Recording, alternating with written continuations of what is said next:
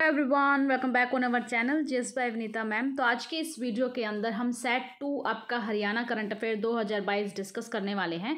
इससे पहले सेट 1 मैंने अपलोड किया था। 15 मिनट का ये डोज आपका रहेगा, यानी कि 15 मिनट्स की आपकी वीडियो रहेगी, जिसमें जितना इंपॉर्टेंट जो भी आपके CET और HSSC यानी कि हरियाणा गवर्नमेंट एग्जाम से रिलेटेड जितने भी आपके क्वेश्चन बन सकते हैं हरियाणा करंट अफेयर से, वो सारे के सारे मैं आपको करवाऊंगी।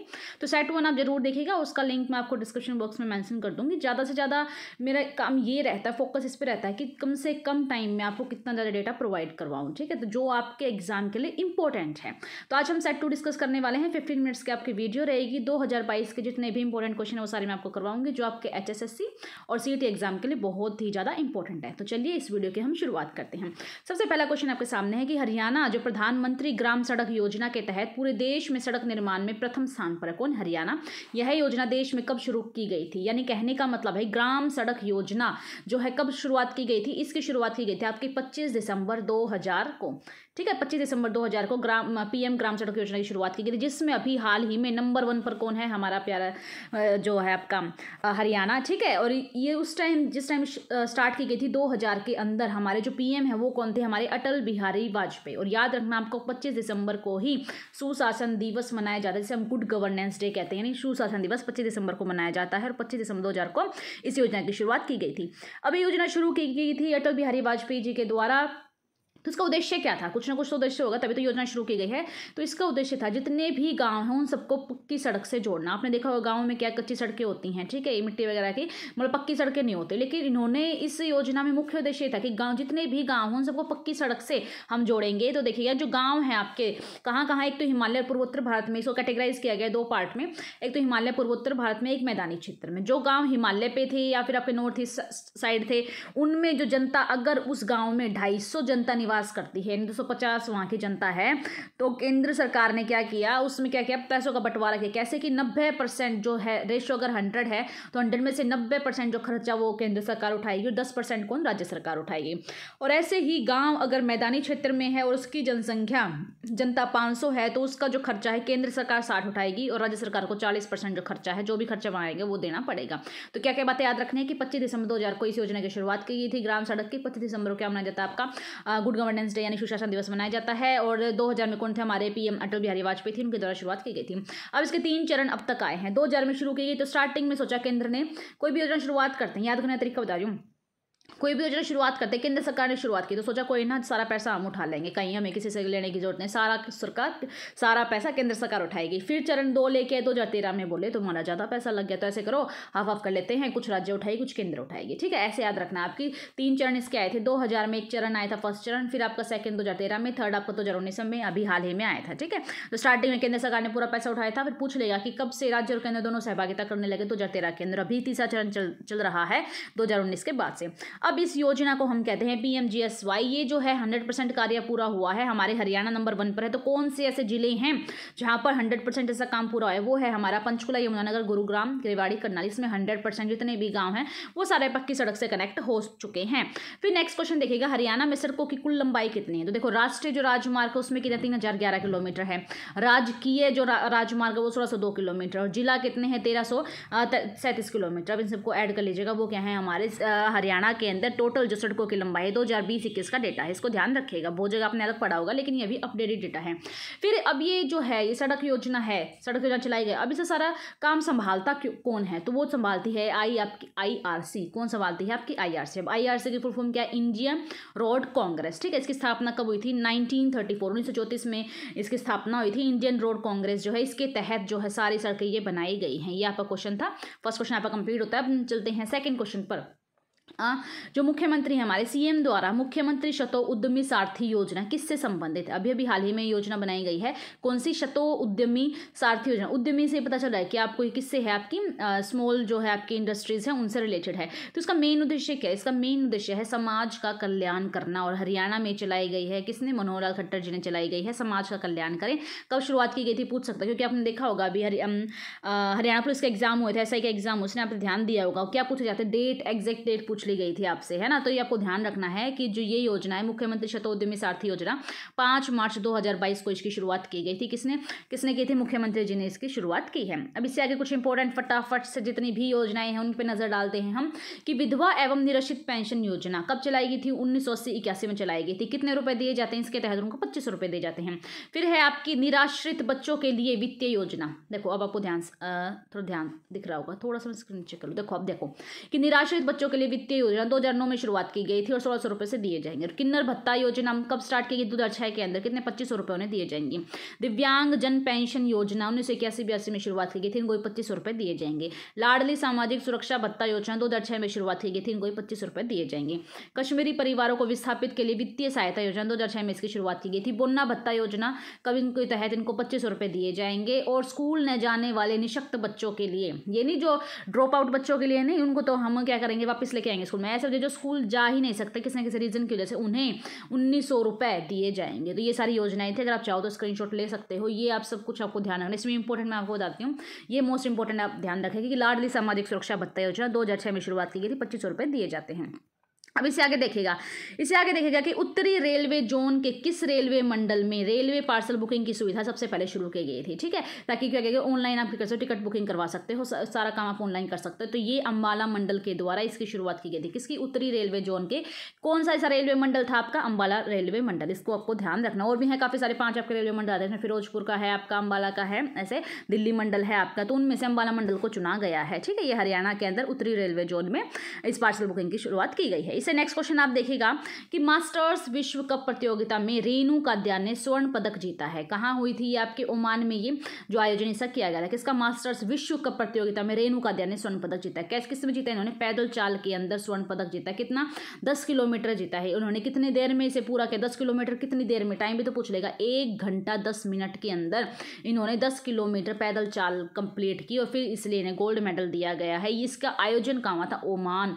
ओमान की कैपिटल क्या है? आपको मस्कट, ये याद रखना है। और ओमान आपकी कहाँ आते हैं? कहाँ है आपका ओमान? एशिया के अंदर ही है। कहाँ है आपका?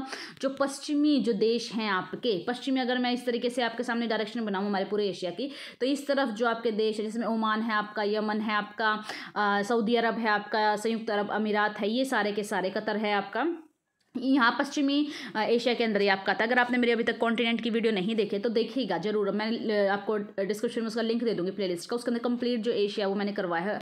हम एशिया कॉन्टिनेंट के अंदर रहते, कम से कम पता तो होना चाहिए एशिया के अंदर कहाँ क्या चीज़ है। अब जैसे ओमान आ गया, आपको उसी लोकेशन तो पता होना चाहिए कि ओमान कहाँ है, वहाँ कौन सी जल संधि है, बाबुल मंडेब जल संधि है, कहाँ इस तरफ आपका अफ्रीका पड़ता है, इस तरफ एशिया, तो सारा मैंने उसके अंदर आपको समझा रखा। प्लीज़ आप उसको जरूर चेकआउट कीजिएगा। ठीक है, अब इससे आगे देखिएगा धर्म परिवर्तन। ये बहुत ही अभी हाल ही में बहुत ज़्यादा चर्चा में है धर्म परिवर्तन, क्योंकि देखिएगा धर्म परिवर्तन निवारण जो विधेयक है ये क्या है, अभी हाल ही में किया गया है, इसके बारे में बातचीत चल रही है। तो मैं आपसे उससे इंपॉर्टेंट कुछ क्वेश्चन बताती हूँ जो पूछ सकता है आपसे स्टेटमेंट देके।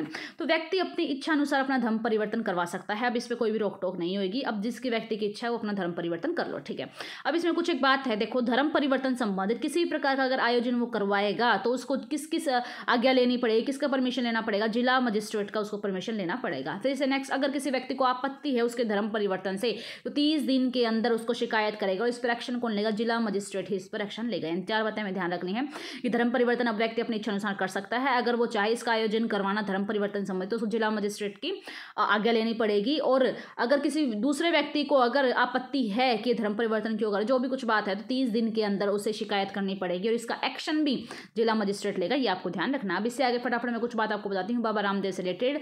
ये हमें पता होना चाहिए, क्वेश्चन बन जाते हैं सीधे। अगर आपने पहले एग्जाम दे रखे हैं तो मेरे को बताने की जरूरत नहीं है क्या इंपॉर्टेंट है क्या नहीं, क्योंकि मैं एक भी क्वेश्चन आपको जो अननेसेसरी नहीं करवा रही हूँ। हर एक क्वेश्चन इंपॉर्टेंट है, सिर्फ वही इसलिए कोशिश की कि 15 मिनट के अंदर जो निचोड़ है आपका करंट अफेयर का, हरियाणा करंट अफेयर का, वो मैं आपको दे सकूँ। जो नेशनल करंट अफेयर है वो 1 मंथ की मैं आपके सामने वीडियो लेके आऊँगी।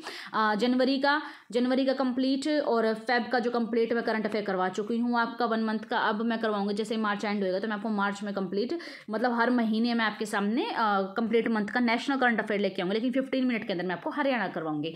अब बाबा रामदेव जी का जन्म कब हुआ था? 1965 के अंदर हुआ था। कहाँ हुआ? महेंद्रगढ़। महेंद्रगढ़ में पूछ लेगा कौन से गाँव में? अलीपुर गाँव में हुआ था। इन्होंने दिव्य योग मंदिर जो ट्रस्ट है, इसके संस्थापकों में से एक थे, यानी कि ये भी उसके भागीदार थे, किसके? दिव्य योगा मंदिर ट्रस्ट के। फिर इनके बचपन का नाम पूछ लिया था, जैसे रामकृष्ण यादव। क्या है इनके बचपन का नाम? रामकृष्ण यादव। याद रखिएगा, पूछ लिया गया था एक पेपर के अंदर।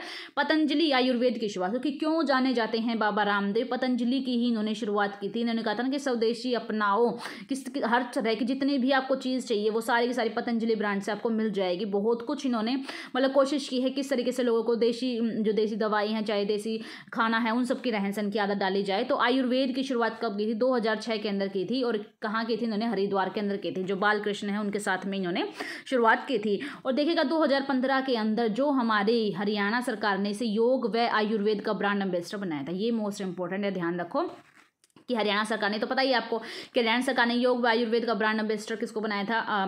बाबा रामदेव जी को बनाया था। कब बनाएगा ये आपको ध्यान रखना है, जो कि आपको 2015 के अंदर बनाया गया था। कल्पना चावला जी के बारे में जाने, कल ही आपका क्या था? 8 मार्च को इंटरनेशनल वुमेन डे था। अगर इनकी चर्चा नहीं हुई तो क्या हुआ? ठीक है, मतलब कि इनकी चर्चा तो इतनी इंपॉर्टेंट है आपके, वो भी हरियाणा से रहने वाली हैं।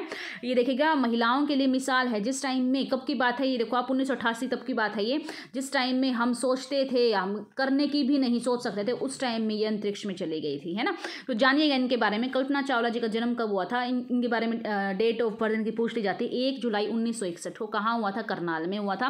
फिर 1988 में नासा के एम्स रिसर्च सेंटर में इन्होंने काम किया था। 1995 में इनका चयन हुआ था। कहाँ? अंतरिक्ष यात्री, बतौर अंतरिक्ष यात्री के उसमें इनका चयन हुआ गया था। फिर यात्रा, फिर ये कहाँ गई थी? आपके अंतरिक्ष में गई थी। कब से कब तक गई थी? 6 यात्रियों के साथ गई थी। कब से कब तक गई थी?